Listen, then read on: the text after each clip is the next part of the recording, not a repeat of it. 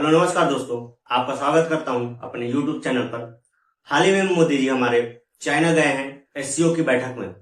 इस बैठक में जो है हमारे मोदी जी ने जो है दुनिया भर के तमाम नेताओं के साथ मुलाकात की, जिसमें उन्होंने व्लादिमीर पुतिन से, चाइना के राष्ट्रपति और जो है तमाम देश के नेताओं से उनकी बातचीत की। लेकिन इस मीटिंग में या एससीओ समिट में जो है सबसे अहम मुद्दे थे वह जो है बहुध्रुवीय व्यवस्था, कूटनीतिक हलचल, आरआईसी मतलब इंडिया रशिया चाइना एकजुटता और जो है आतंकवाद पर कड़ा रुख। और इसमें जो है हमारे मोदी जी जो है अप्रत्यक्ष रूप से जो है पाकिस्तान पर निशाना साधा और पहलगाम जो है आतंकी हमले की कड़ी निंदा की और इसको जो है मानवता के खिलाफ बताया।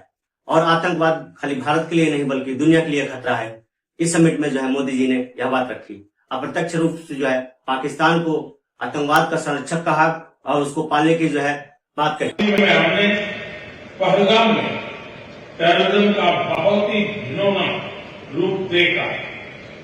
इस दुख की घड़ी में जो मित्र देश हमारे साथ खड़े रहे, मैं उनका आभार व्यक्त करता हूं। यह हमला केवल भारत की अंतरात्मा पर ही आघात नहीं था, यह मानवता में विश्वास रखने वाले हर देश हर व्यक्ति को खुली चुनौती थी। ऐसे में प्रश्न उठना स्वाभाविक है, क्या कुछ देशों द्वारा आतंकवाद का खुलेआम समर्थन हमें स्वीकार्य हो सकता है? और इन सब में जो सबसे बड़ी बात है वह जो है रसिया के साथ जो हमारे द्विपक्षीय संबंध है। अमेरिका या यूं कहे ट्रंप के इतने टैरिफ लादने के बाद से भी जो है हमारे जो है रसिया के साथ संबंध नहीं बिगड़े हैं।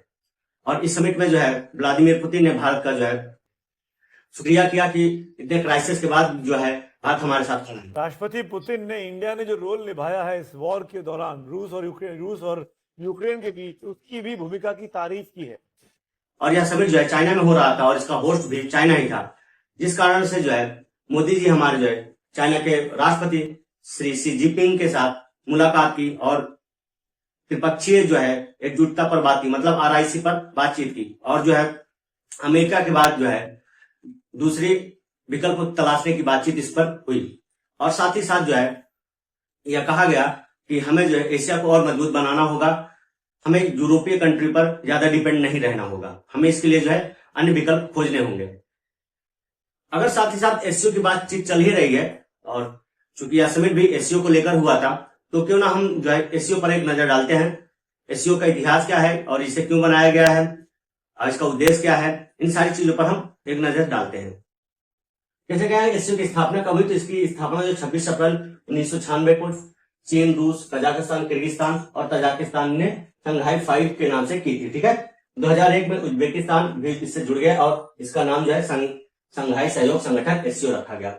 एससीओ की औपचारिक स्थापना 15 जून 2001 को मानी जाती है। ठीक है, ध्यान रखिएगा। और सबसे बड़ी बात जो है इसको बनाने वाले कौन कौन से देश थे शुरुआत में, तो वो थे चाइना, रूस, कजाकिस्तान, किर्गिस्तान और तजाकिस्तान। इसलिए इसको जो सही शंघाई 5 के नाम से जाना जाता था शुरुआत में, लेकिन जो इसकी वास्तविक स्थापना मानी जाती है वह 2001 में मानी जाती है। ठीक है, फिर अगर हम बात करें इसके मुख्य उद्देश्य क्या है, तो सदस्य देशों के बीच आपसी विश्वास और मित्रता बढ़ाना। ठीक है, क्षेत्रीय सुरक्षा सुनिश्चित करना, आतंकवाद, अलगाववाद और उग्रवाद के खिलाफ लड़ाई लड़ना, आर्थिक सहयोग करना। इसी चलते इन्होंने बैंक डेवलप की ताकि यह जो है छोटे छोटे देशों को जो है सहयोग कर सके और उनके विकास में योगदान दे सके। ठीक है, आर्थिक सहयोग की बात करें तो व्यापार, ऊर्जा, विज्ञान, तकनीकी और परिवहन के क्षेत्र में भी जो है एक दूसरे को योगदान दे, सहयोग करें। सांस्कृतिक आदान प्रदान और जनता के बीच जुड़ाव। ठीक है, जब आपस में लोग एक दूसरे के साथ व्यापार करेंगे, मिलेंगे, तो संस्कृतियों का भी आदान प्रदान होगा, एक दूसरे की संस्कृतियों को सीखने का मौका मिलेगा, जिससे लोग एक दूसरे से जुड़ाव महसूस करेंगे। फिर अगर हम वर्तमान संरचना की बात करें तो स्थायी सचिवालय जो है बीजिंग चाइना में है। इसका रीजनल एंटी टेररिस्ट स्ट्रक्चर जो है रैट्स ताशकंद में स्थित है, जो उज्बेकिस्तान की राजधानी है। ठीक है, अध्यक्षता जो हर साल एक सदस्य देश के पास होती है, मतलब इसका कोई परमानेंट अध्यक्ष नहीं है, हर साल जो इसके अध्यक्ष बदलते हैं। ठीक है, फिर अगर हम इसके महत्व की बात करें तो एससीओ आज एशिया का सबसे बड़ा जो है क्षेत्रीय संगठन है। ठीक है, इसमें शामिल देश विश्व की लगभग 40% जो जनसंख्या रखते हैं और 30% विश्व का जीडीपी रखते हैं अपने पास। ठीक है, यह न सिर्फ सुरक्षा बल्कि बहुपक्षीय जो सहयोग का भी मंच है। मतलब यह सिर्फ सुरक्षा का मुद्दा नहीं है, यहाँ की वह है एक दूसरे को सुरक्षा प्रदान करेंगे। इसमें जो है वह संस्कृतियों का आदान प्रदान करेंगे, टेक्नोलॉजी का भी लेन देन होगा, सहयोग होगा, मेडिसिनल्स होगा या फिर जो भी वैज्ञानिक आविष्कार होंगे उससे जुड़ी जो भी गतिविधियां होंगी या जो भी सहयोग है वह एक दूसरे पर ये लोग करेंगे जो इसके सदस्य है। ठीक है, इससे पहले हमने जो है इस पर बात की थी कि यह जो एससीओ का समिट है 25वां क्रम का है और यह जो है चाइना के तियानजिन शहर पर हो रहा है। ठीक है, ये इसमें महत्वपूर्ण बात है जो याद रखने वाला है इसका क्रम। ठीक है, और कहां पर हो रहा है तो तियानजिन चाइना में। ठीक, आप देख रहे हैं तियानजिन चाइना। ठीक है, और यह क्रम क्या है इसका 25वां। ठीक है, इसमें जो प्रमुख भागीदार है वो चाइना ही है, तो चाइना में हो रहा है, भारत है, पाकिस्तान है, रसिया है। ठीक है, और 20 से अधिक देश है इसमें। ठीक, इसके प्रमुख मुद्दों की बात करें तो बहुध्रुवीय व्यवस्था है। मतलब इसमें एससीओ के जो सहयोगी संगठन देश हैं वह मिलकर जो है बहुविकल्पीय रास्ता चुनेंगे। मतलब अमेरिका या फिर यूरोप पर डिपेंड रहने की जरूरत नहीं पड़ेगी। वह एशिया के देश है जो इसमें मिलकर एक दूसरे का सहयोग करेंगे और एक दूसरे को विकासशील या विकसित बनाने में सहयोग करेंगे। ठीक, क्योंकि इस वक्त शी जिनपिंग ने कहा कि अमेरिका के वर्चस्व पर अप्रत्यक्ष निशाना साधते हुए कहा कि अब दुनिया को बहुध्रुवीयता और सहयोग की ओर बढ़ना चाहिए। ठीक है, मतलब यहाँ पर आप देख रहे हैं कि अमेरिका हर जगह डोमिनेट कर रहा है, चाहे वो व्यापार हो, चाहे वो पेट्रोलियम हो या फिर चाहे टेक्नोलॉजी हो, हर एक जगह जो अमेरिका का दबदबा है, जिसके चलते दूसरे विकल्प तलाशने की भी जरूरत है। इसलिए इस सहयोग संगठन में जो है चाइना के जो राष्ट्रपति थे उन्होंने यह बात कही। ठीक, फिर दूसरा जो सबसे अहम मुद्दा है वो आरआईसी का है, मतलब रसिया, इंडिया, चाइना। मतलब यह जो है दुनिया की उभरती हुई ताकतें हैं। रसिया ऑलरेडी बहुत शक्तिशाली है, चाइना भी अब दुनिया का सेकंड इकोनॉमिक पावर है और भारत जो है वर्तमान में चौथे क्रम पर है। इसलिए यह जो तीन देश हैं मिलकर अगर चाहेंगे तो एक बहुत ही बड़े सहयोग संगठन का निर्माण कर लेंगे। इसमें किसी जो है दूसरे देश की आवश्यकता नहीं पड़ेगी। मतलब यहाँ पर दूसरे देश से आशा है अमेरिका और यूरोपियन कर देगा। ठीक है, क्योंकि यह इतने पावरफुल उभरते हुए राष्ट्र हैं कि इनको किसी दूसरे देशों की जरूरत पड़ेगी ही नहीं। अपने आप में इतने सक्षम होते जा रहे हैं, इनके पास जो है सबसे बड़ी पॉपुलेशन है, सबसे ज्यादा टेक्नोलॉजी है। अगर ये सही से इसका उपयोग करेंगे तो ये जो है आने वाले समय पर विश्व पे राज करेंगे। ठीक, मोदी पुतिन शी जिनपिंग को साथ में गर्मजोशी से बातचीत करते हुए, हाथ मिलाते हुए और एक ही वाहन में यात्रा करते देखा गया। तस्वीर जो है तब सबसे अहम जो है यह तस्वीर ये बताती कि एकजुटता इस संगठन के द्वारा लाई गई। ठीक है, क्योंकि भारत और चाइना के बीच के जो रिश्ते हैं वह बहुत अच्छे नहीं है, क्योंकि चाइना लगातार जो है हमारी जमीनों पर घुसपैठ करते रहता है, जिसके चलते हमारे उसके बीच के संबंध लगातार खराब होते जा रहे हैं। और चाइना जो है इन सबके बाद भी बाज नहीं आ रहा है। वो लगातार कभी अरुणाचल प्रदेश में घुसपैठ करेगा तो कभी जो है लद्दाख की बाउंड्री पर जो है वो घुसपैठ करते रहता है। तो यह जो है आपसी संबंध बिगाड़ने का सबसे बड़ा जो कारण है वह है भारत और चाइना के बीच। फिर हम बात करें आतंकवाद पर कड़ा रुख। आतंकवाद पर कड़ा रुख इसलिए जरूरी क्योंकि यह जब हमारे प्रधानमंत्री जी जो है अपनी बात रख रहे थे तो उन्होंने कहा था कि पहलगाम आतंकी हमला जो है वो भारत की आत्मा पर जो है हमला तो है ही है, लेकिन यह खाली भारत के लिए खतरा नहीं आतंकवाद, यह दुनिया के लिए खतरा है, मानवता के लिए खतरा है। और जो मानवता पर विश्वास रखते हैं या उनके लिए खतरा है। और जो आतंकवाद को संरक्षित करते हैं, संरक्षण देते हैं, उसको पालते हैं, उसको दुनिया कैसे बर्दाश्त कर सकती है। मतलब अप्रत्यक्ष रूप से उन्होंने जो है पाकिस्तान पर निशाना साधा। कूटनीतिक हलचल की बात करते इस समिट में जो है पाकिस्तान पूरी तरीके से अलग थलग नजर आया, क्योंकि वह जो है एससीओ का सदस्य तो है, लेकिन उसके साथ जो है किसी भी सदस्य देश के साथ उसकी जो है बहुत अच्छी व्यवहार नहीं है। वह इस समिट में पूरी तरीके से अलग थलग नजर आया। ठीक, अगर आपसे पूछे कि सबसे इसमें जो इम्पोर्टेंट है कि एससीओ 2025 की थीम क्या थी, वह थी बहुध्रुवी विश्व व्यवस्था, आतंकवाद विरोधी, एशियाई सहयोग। ठीक है,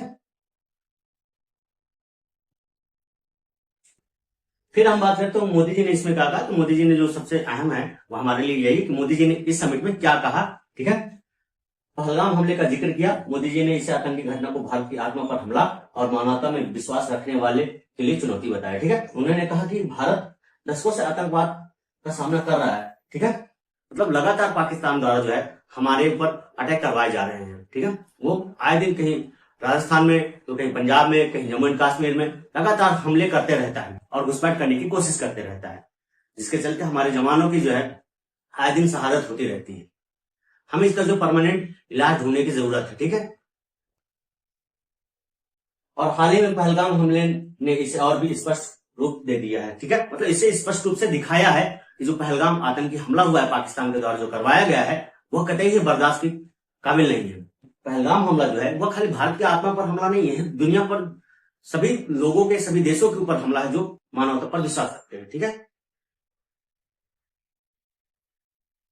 दोहरे मापदंड की कड़ी निंदा, मतलब इसमें जो दोहरा मापदंड है कि आप जो है आतंकवाद को बढ़ावा दें, फिर आप जो है आपसे हम कूटनीतिक संबंध भी रखें, यह कतई नहीं हो सकता है, क्योंकि चाइना जो है पाकिस्तान के साथ लगातार अपने जो है राजनीतिक संबंध जोड़ के रखा है, क्योंकि उसका बहुत ज्यादा उससे बेनिफिट है, इसलिए जो है यहाँ पर दोहरे मापदंड की बात की गई। मोदी जी ने स्पष्ट रूप से कहा कुछ देशों द्वारा आतंकवाद का खुला समर्थन हमें स्वीकार हो सकता है क्या। ठीक है, मतलब यहाँ पर मोदी जी ने जो अप्रत्यक्ष रूप से पाकिस्तान पर निशाना साधा कि कुछ देश जो है पाकिस्तान को संरक्षित करते हैं, उसे पालते हैं और उनके द्वारा फिर जो है दूसरे देशों पर आतंकी हमला करवाते हैं। और क्या ये हमें मतलब हमें इससे मतलब दुनिया को बर्दाश्त है कि आतंकवाद से जो है किसी देश पर हमला करवाया जाए और जो देश इसको पालता हम उसे अपना मित्र कहें या उसके अपना सहयोगी बनाइए, कतई नहीं हो सकता है। हमें स्पष्ट और एक सुर में कहना चाहिए कि आतंकवाद पर कोई दोहरा मापदंड स्वीकार नहीं है। ठीक है, आतंकवाद को मानवता के लिए साझा खतरा बताया। उन्होंने आतंकवाद को एक राष्ट्र की सुरक्षा का मामला नहीं बल्कि पूरी मानवता की चुनौती बताया। ठीक है, उन्होंने कहा कि खाली भारत पर जो आतंकी हमले हो रहे हैं, वो आतंकी हमले खाली एक ही राष्ट्र तक सीमित नहीं है, यह दुनिया के लिए खतरा है। अगर इसका इलाज नहीं किया गया, इसका समाधान नहीं ढूंढा गया, तो ये समझ लीजिए कि आने वाले समय पर आतंकवादी हावी हो जाएंगे। इसका मिलकर सामना करने का आह्वान किया। कुछ देशों का आतंकवाद के प्रति खुला समर्थन, मोदी ने अप्रत्यक्ष रूप से पाकिस्तान की ओर इशारा करते हुए कहा कि कुछ देशों द्वारा आतंकवाद को खुले समर्थन देना कैसे स्वीकार हो सकता है। ठीक है, मतलब इन सब के बाद भी जो है हमने कई बार पाकिस्तान के साथ जो है मित्रता का हाथ बढ़ाया, लेकिन उसके बाद जो है पाकिस्तान सुधारने का नाम नहीं ले रहा है। तो जब हर बार कोई गंदी नाली का कीड़ा नाली में गिरना चाहता है तो हम उसे कैसे बाहर निकाल कर साफ सुथरा कर सकते हैं? उसको उसी नाली में दफन कर देना ही सबसे बेहतर है। उसे बार बार नाली से निकाल कर साफ करना या नहलाना धुलाना बेहतर नहीं है, क्योंकि वह बार बार जो है उसी गंदी नाली में जा गिरेगा। तो इसलिए पाकिस्तान को परमानेंट इलाज जरूरी है। ठीक है, एससीओ में मोदी जी की अगर बातों का अगर हम सार देखें तो इस प्रकार है। पहलगाम हमले पर उन्होंने बात की। ठीक है, यह हमला भारत की आत्मा पर न केवल हमला है बल्कि मानवता में विश्वास रखने वालों के लिए कड़ी चुनौती है। ठीक है, दोहरे मापदंड की उन्होंने बात की।